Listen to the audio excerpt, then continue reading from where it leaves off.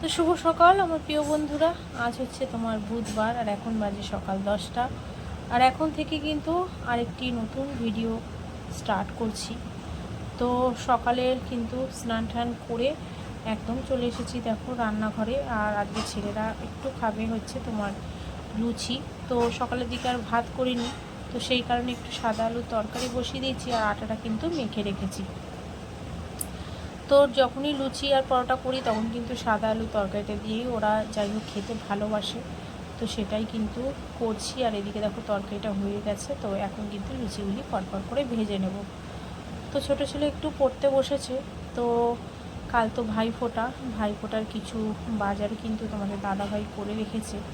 আর বিকেলের দিকে একটু ভাবছি যাব, আরও কিছু বাজার রয়েছে, একটু মিষ্টি টিষ্টিও কেনা রয়েছে, সেগুলি কিনতে যাব।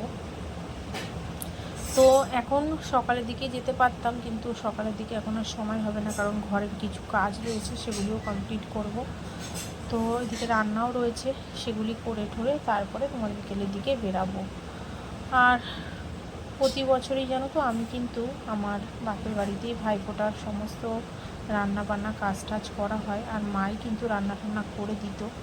তো এই 2 বছর হলো আমি আমার বাড়িতেই করি, কারণ মা একা একা ভীষণ অসুবিধা হয়ে যায়, একা একা করতে পারে না। আর আমি অনেকটা দেরি করে যাই, বুঝতেই পারছো। তোমার সংসারের তো যাবতীয় কাজ থাকে, সেগুলি সেরে সেরে যেতে যেতে মায়ের অর্ধেক রান্না হয়ে যায়। আর এখন যাই হোক মায়ের তো বয়স হয়েছে, মা অত খাটাখাটনি করতে পারেও না। তো সেই কারণে আমি বলেছিলাম যে এখন থেকে কিন্তু আমার বাড়িতেই করব। তো যাই হোক 2 বছর ধরে ভাইফোঁটা আমার বাড়িতেই করি। আমার দাদা, ভাইয়ের মেয়ে, এদিকে তোমার আমার ননদ সবাই আসে, ফোঁটা কিন্তু আমার বাড়িতেই হয়। তো এদিকে দেখো ছেলের কিন্তু আবার খিদে পেয়ে গেছে। তো যাই হোক লুচি কটা ভেজে নিয়েছি, তো ভাবলাম আগে ছোটো ছেলেকে খেতে দিয়ে দিই। আর এরপরে দেখো বড় ছেলে আর আমি কিন্তু দুজন এখন খেয়ে নেব। আর টিফিনটা সেরেই এখন ঘরের কাজ করব, ঘরের যে সমস্ত কাজগুলি বাকি আছে সেগুলি করে নেব, তারপর তো রান্না করব। এদিকে দেখো ছোটো ছেলে পড়তে বসেছে, আর আমি কিন্তু এখন তোমার ঘরের কাজগুলি দেখো করে নিচ্ছি। কিছু জামা কাপড় শুকিয়ে গেছে, সেগুলি কিন্তু দেখো ভালো করে ভাঁজ করে গুছিয়ে রাখছি। আর চাদর টাদরগুলিও কিন্তু পাল্টাবো। সকালের দিকেই বেড ঠেড ঝেড়ে নিয়েছি, শুধু চাদরটা একটু চেঞ্জ করে নেব। আজকেই সকালবেলার দিকটাই তোমার মোটামুটি কাজটা সেরে রাখবো, কারণ বিকেলের দিকেই তো আবার একটু বাজারের দিকে বেরাবো। আর কালকে সকাল থেকে সেরকম আর সময় পাবো না, কারণ রান্না টান্না একটু করতে হবে। আর লোকজন আসলে তো বুঝতেই পারছো রান্নাবান্নাও বেশি, তো সেই কারণে কিন্তু তোমার সকালের দিকটা সময় হবে না। তো তাই ভাবছি বেড টেডগুলি ভালো করে চাদর টাদরগুলো আজকেই পেতে রাখবার। ওদিকে দেখো শাশুড়ি কিন্তু একটা তরকারি বসিয়ে দিয়েছিল, ভাড়ালির তরকারি, তো সেটা হচ্ছে। আর এদিকে দেখো আমি কিন্তু এখন মাছের ঝোলটা করে নেব। তোমাদের দাদাভাই কাটা কাটা মাছ নিয়ে এসেছে, তো সেগুলি কিন্তু এখন ভেজে নেব। আর করব একটু ফুলকপি আলু দিয়ে ঝোল। আর এই ফুলকপি বলতে এই দুবার এলো আমাদের ঘরে ফুলকপি, তো ফুলকপিগুলি এখন খুব একটা খারাপ লাগে না। তো একদিন নিরামিষ করেছিলাম, তো আজকে হচ্ছে তোমাদের দাদাভাই ফুলকপি আলু দিয়ে মাছের ঝোল খাবে, তো সেই কারণে কিন্তু দেখো ফুলকপিগুলি শাশুড়ি একটু কেটে রেখেছে। আর এখন দেখো আমি কিন্তু ভালো করে দেখো দেখে দেখে কিন্তু ফুলকপিগুলি দেখো বেছে বেছে কিন্তু ধুলাম, কারণ ফুলকপিতে জানো পোকা থাকে। তো আগে ভালো করে ধুয়ে ধায়ে তারপরে একটু নুন হলুদ জলে কিন্তু একটুখানি তোমার রাখবো, তারপরে কিন্তু ভেজে নেব। ওদিকে আলুগুলি কিন্তু মোটামুটি দেখো ভাজা হয়ে যাচ্ছে, তো একটু নুন হলুদ দিয়ে আলুগুলি কিন্তু ভেজে নেব, তারপরে ফুলকপিগুলি কিন্তু ভাজবো। আর এতক্ষণে যেসব বন্ধুরা আমার ব্লগটা ধৈর্য ধরে দেখছো, তো যারা এখনও আমার চ্যানেলে সাবস্ক্রাইব করোনি, তো প্লিজ আমার চ্যানেলে একটা সাবস্ক্রাইব করে আমার পাশে থেকো। সময় মতন আমি কিন্তু তোমাদের পরিবারে চলে যাব। আর এইভাবেই কিন্তু আমাকে একটু সাপোর্ট করো, যাতে আমি একটু আস্তে আস্তে এগাতে পারি। তোমাদের সাপোর্ট ছাড়া কিন্তু আমি একটু এগাতে পারবো না, তোমরা জানো।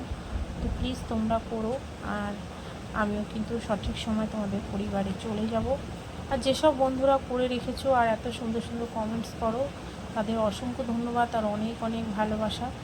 তোমাদের একটা কমেন্ট, একটা লাইক কিন্তু আমাকে অনেকটাই উৎসাহ দেয় আগামী যে ভিডিওগুলি করার।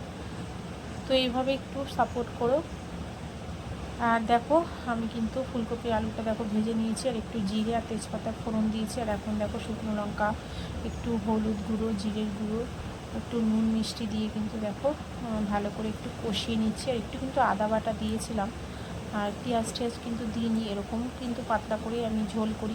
আর দিকে একটু টমেটো দিয়ে দিলাম, দিয়ে ভালো করে কষিয়ে তারপরে কিন্তু দেখো মাছের ঝোলটা কিন্তু রান্না করব। আর ফুলকপি আলু দিয়ে কিন্তু মাছের ঝোল খেতে বেশ ভালো লাগে। ডিমও খাই, তোমার ফুলকপি আলু দিয়ে ডিমের ঝোলও কিন্তু ভালো লাগে। তো যাই হোক, এখন তো নতুন নতুন একটু উঠছে, তো সেই কারণে তোমার ভালো লাগে। এখন অবশ্য সারা বছরই তোমার পাওয়া যায়, তাহলেও যেই জিনিস যেই সিজনে ভাল লাগে। তো তারপরে দুপুরে মোটামুটি খাওয়া দাওয়ার পরে দেখো সন্ধ্যার পরে কিন্তু একটু বাজারে বেরিয়েছিলাম। আর বাজারে যাওয়ার পথে যে কটা ঠাকুর আমি দেখেছি সে কটা ঠাকুরেরই দেখো ভিডিও করে নিয়েছি। আর ভাইফোঁটার আগের দিনকাই যখনই আমি বাজারে যাই তখনই কিন্তু আমি এই কালী ঠাকুর দেখতে পাই বা ভিডিও করি। কারণ কালী পুজোর দিন তো কোথাও একটু বেরাতেও পারি না, তারপরের দিনও বেরানো হয় না।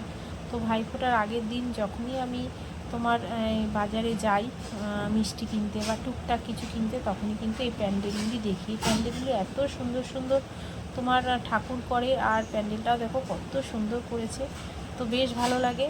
তো প্রতি বছরই যাই, এরকমভাবে ভিডিও করি, আর তোমাদের সঙ্গে তো এই 2 বছর ধরে যাই হোক শেয়ার করছি। তো দেখো এটা হচ্ছে আর একটা প্যান্ডেল, এগুলো কিন্তু বেশ ভালো ভালো সুন্দর সুন্দর লাইটিং করে, প্যান্ডেলও খুব সুন্দর করে। তো কেমন লাগলো বন্ধুরা ভিডিওটা কিন্তু আমাকে জানিও। আর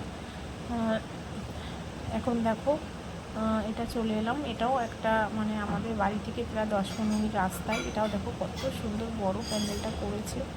তো ঠাকুরটা দেখো বেশ বড় হয়েছে, প্রথমে বুঝতে পারিনি যে ঠাকুরটা এত বড় হয়েছে। তারপর দেখো ভেতরে ঢুকে যখন ভিডিও করছি দেখো ঠাকুরটা কত সুন্দর হয়েছে, তো বেশ ভালো লাগছিলো। তো চলো বন্ধুরা, কেমন লাগলো ভিডিওটা জানিও। তো আজকের মতন সবাইকে টাটা, আবার আসছি আগামীকাল আরেকটি নতুন ব্লগের সাথে।